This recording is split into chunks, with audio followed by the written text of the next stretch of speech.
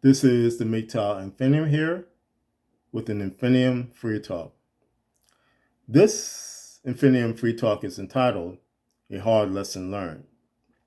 Now, my MGTOW brothers, I want to relate to you a hard lesson learned which I had to go through a few years back on another job.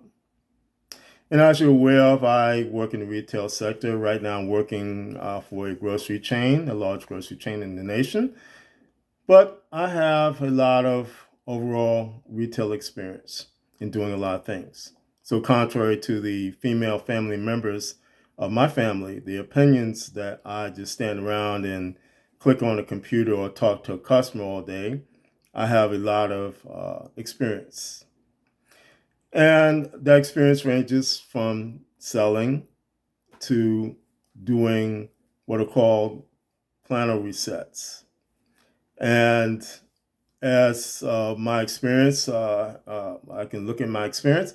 I've been through at least 6 major planner resets in my history. So, for the chain that I worked for before the major chain that I worked for prior to this job, I did 2 planner resets. And in fact, both of those were done basically by myself because I was working for a franchise, smaller franchise chain. And when I started working for the larger department store, we went through at least 4 planner resets in my history, and I was involved with all of those. And so again, what a planograph is, basically, it is the thing that controls how things are laid out in the store. And so a planner reset basically is the resetting of those plans. So basically, it can involve just the tearing down of a couple of shelves, all the way to taking down a whole area of a store, pulling up the floor, pulling up the carpet, taking down the lights, all those things, and putting things in a different arrangement. It can be that major, and they can take months in certain cases. I've been in some that take maybe a week or so, and some that take uh, about 4 to 5 months or so, maybe 3 or 4 months, 3 to 4 to 5 months, so something like that. And so again, a planograph to be explained. Everything that you see laid out in the store, like for instance, if you go into a store, drugstore, or something like that, go into Walgreens and you see the hair sprays over here or the shampoos over here. That's laid out in a specific way, and there is a plan which is called a planograph, which controls that and which controls how those items are laid out on the shelf, how the level, which level of shelf that they're placed on, everything. And so basically, again, you have to know how to read planographs, how to put hooks up in a certain way, because all that is controlled by a planograph. So again, when my sister says that I am basically a dummy, uh, that's not the case, but that's neither here nor there. But moving along, in the job prior to the one I'm working in right now, there was a woman there who I could consider a all-American girl, a woman, and she was what I thought was a unicorn. And she was married to a man that was in the military, and he would be deployed, but he would come back often and everything. And every time I talk to this woman, it's I love my husband. He's the love of my life. We're going to grow old together. I just love him. Blah blah blah. So moving along, we this woman and I had to work together on the planner reset, some of the planner reset, the last 2 planner resets that I did for this chain that I was working for prior to the grocery chain. And we had to work closely together because we were put on a team and we would have to go around putting up shelves, putting up wallpaper, putting up all this stuff and everything. And so there again, I got to talk to her. She got to talk to me. And she, again, was, I love my husband. I just adore him. I don't know what I would do without him, blah, blah, blah. She just would just fawn over him. And she would also say things like men have tried to flirt with her. She would raise her ring finger hand and I am married. I will never cheat on him. That type of thing. So she would just night after night, every time it got onto her husband and her, I love my husband. I would never cheat on him. We are going to grow old together. We're going to have kids, blah, blah, blah, this, blah, blah, blah. She would and so I began to kind of, well, I could say, lower my guard and say, wow, I have really found a unicorn. And I began to kind of admire her because of her stance on her marriage. And I said, well, maybe I'm kind of wrong about my stance about being a MGTOW because I can't. I just all I see is this stuff with these women and black, but the types of things with women and I have never encountered a woman like this or what I thought she was. So moving along again, and just getting back to my experience, I had a lot of experience, selling experience, and I could do anything in the store that I worked for prior to the grocery chain. So, for instance, I could work anywhere from the electronics department to the grocery department and anything in between. And there was a man there who was a manager of the electronics department, a team leader, or whatever you call him, the manager, basically. And he was a team lead over the electronics department. And one day after the plan reset was over with, I was coming in to do my regular duties. And I think that day I was assigned to the grocery department, so I just had in my mind what I needed to do.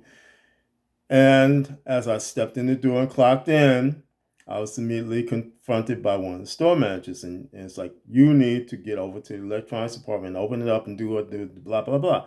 And I'm like, well, no, you told me yesterday I need to work in the grocery department.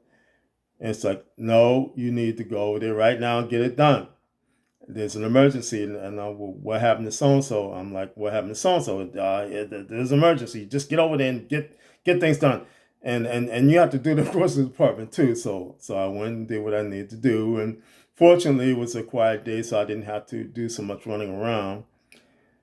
But at the end of the day, I found out what had happened. And what had happened was this manager and this woman who said she loved her husband, who was in the military, who I saw in the cafe part of the store sitting and talking, and she was fawning all over him. They were having intimate conversations. This manager and this woman had run off to another city in another state. Suddenly, she was divorcing her husband, and again, this manager who I now realize was a simp, she had convinced him again to run off to another city in another state and dump her husband. And it was at that point that completely shattered my notion about her being a unicorn. And it opened my eyes to the reality that there are no unicorns, my brothers. And it was a hard lesson learned because it quite literally shook me up. But it shook me up to the extent that it forced me again back fully onto the MGTOW. Road. Because I realized again what I was dealing with. I was dealing with a situation that, again, there are no unicorns, my brothers. And I discovered then that the extent of how women are so great at obfuscation, how great they are at putting up a front that is so complex but extensive that it has people believing or men believing that they are one way when in reality they are another way. And my brothers, this woman actually did that to me. She actually had me so hoodwinked that again I almost believed. And she talked a good talk. She talked what we call smack, but in the end, she was not a unicorn. She was not a Noir. She was what we have found women are as they are. She was the epitome to me of what women have become in terms of what they're doing to men. And it didn't matter, my brothers, how good they looked, how sweet they acted, or anything like that. It was, again, a matter of looking at the layers and looking at what was said and looking at the reality of what was going on. And that's why, again, in previous Infinium trainings, I've said to look at the layers of things that are going on. Look at things like what they're saying versus what's happening in reality. Don't take things at face value when they say that I wouldn't do that, because they will do that. And I had to really shake myself and really look at my past and look at some women that I thought prior to this woman were the Noir, were the unicorn, only to find out that no, they were not. And so, my brothers, again, you have to deal with the reality of the red pill and the reality of the MGTOW philosophy and how women have said that they are not, and how women have criticized the philosophy, criticized red pilling. All these things have happened, my brothers. Today, for instance, I was looking at a red pill content producer called Taylor Define, I believe, and he was going on about how, well, he had a pixie on there talking about how the red pill process was created by white nationalists, and he began to correct that and said that basically a lot of the forerunners with the red pill process, the content producers, were people of color. They were not white nationalists. So, my brothers, again, you have to deal with all these notions. You have to deal with all these issues, and then plus the fact, are there unicorns? And the hard reality, the hard lesson, again, is that because of the red pilling process and because of the MGTOW philosophy, there's all the reason in the world to know that there are no unicorns.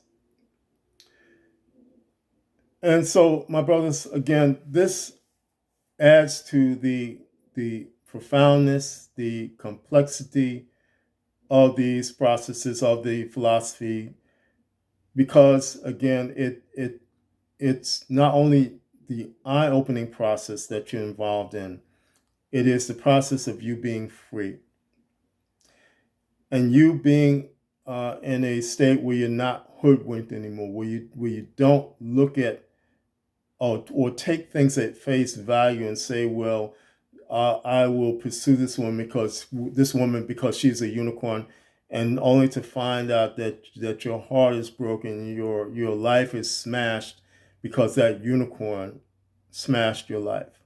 She left you when you were deployed on a mission and you came back and your house is cleaned out and she's run off with another man. My brothers, again, the importance of red pilling, the importance of staying on the MGTOW road, I cannot stress it any more highly, and how much it is, how important it is that you keep your eyes open, that you look at what's being said to you, look at the layers, look at all these things, and take into account all the possibilities, all the freedoms, the liberation that the MGTOW philosophy gives you. And don't listen to these women again who are ignorant when they say that the red pilling process, the MGTOW philosophy, is created by white nationalists, or this is due to some idiot that's sitting at home in the basement somewhere doing video games, and he's just coming up with these things, or just where they look up on Wikipedia where Wikipedia is wrong and they just re-spew what's on Wikipedia. Look at what the philosophy does for you. Look at what the red pill process does for you. And look at the freedom that these processes, that the philosophy affords you. Again, to younger MGTOWs, there is no benefit to you either cohabitating with or to marrying women in this day and age. To older MGTOWs, the same thing. There is no benefit to you either to cohabitate with or to marry women in this day and age. The only benefit to you, my brothers, to all my brothers, all my MGTOW brothers, is to stay on the MGTOW road, to daily consume those red pills, to daily keep your eyes open to where you're going on the MGTOW road, and to not be led astray and not be led into a hard lesson learned because of a woman that says she's a unicorn. This is the MGTOW Infinium, and this has been an Infinium Free Talk. My MGTOW brothers, now more than ever, stay safe, stay strong, stay on the MGTOW path, and remember, MGTOW is the liberation of men's minds. MGTOW cannot and will not be stopped.